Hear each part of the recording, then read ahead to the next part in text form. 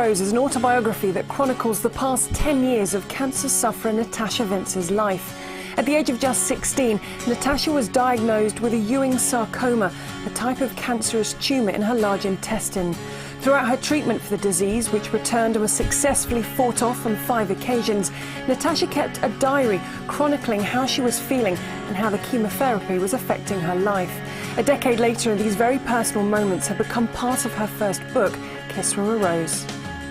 It covers a lot of things, really.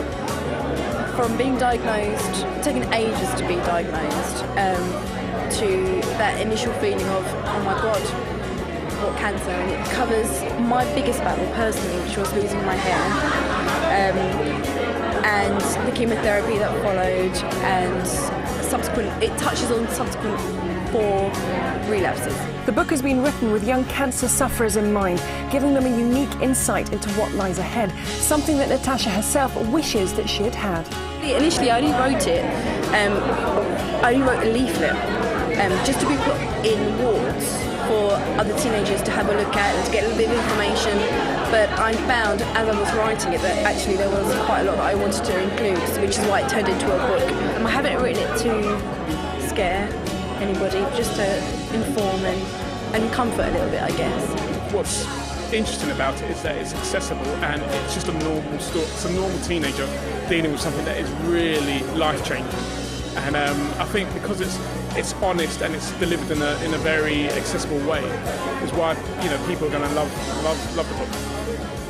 Natasha was treated on a teenage cancer trust unit, wards set up specifically for teenagers and young people with cancer. It's a charity that she still works with, and one who, inspired by Natasha, uses her story to help others.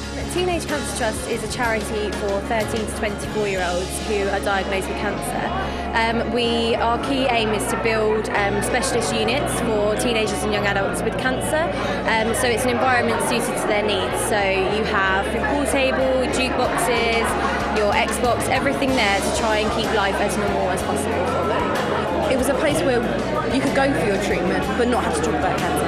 You could talk about your friends, talk about your favourite pop star and talk about what you saw on TV last night and have those sorts of things in common and have the opportunity to play pool and watch the TV and play video games.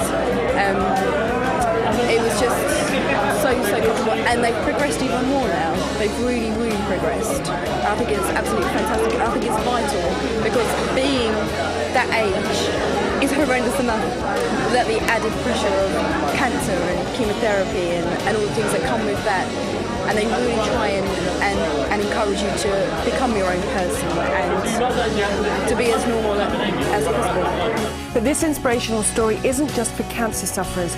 Like many people who suffer setbacks, Natasha shows that life is always worth living, no matter how hard it may seem to carry on at times, and that with strength and determination, you can overcome anything, no matter what.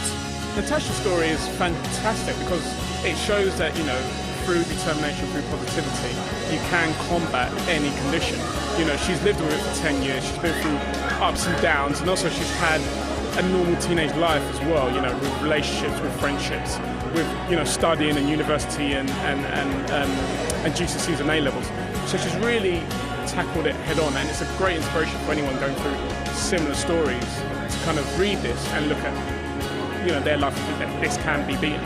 I think Natasha's really inspiring to young cancer sufferers. She has kind of come on so far, and the fact that she's documented her journey in such an honest and frank way, I think it's so inspirational to others, and it kind of helps and gives them guidance before their journey starts and during, and also shows them what they can achieve as well in the long term. Since writing the book, Natasha has been diagnosed with cancer for the 6th time. So her fight with a disease that has plagued her for so long begins again, and she is currently waiting for a liver transplant. Like many cancer sufferers, the battle is never completely won, and for the 26-year-old, her story continues. This is an ongoing battle, and no matter how long you're in remission, you've always got to go back for routine appointments, routine scans, no matter how far apart they are. There's always a cloud sort of hovering over you when you've got to go back for those scans. So I continued the book by writing a blog just about whether it basically picks up where the book leaves off to today. And I hope that shows people that it isn't clear cut and this is how it begins and this is how it ends, because for a cancer patient it never really ends.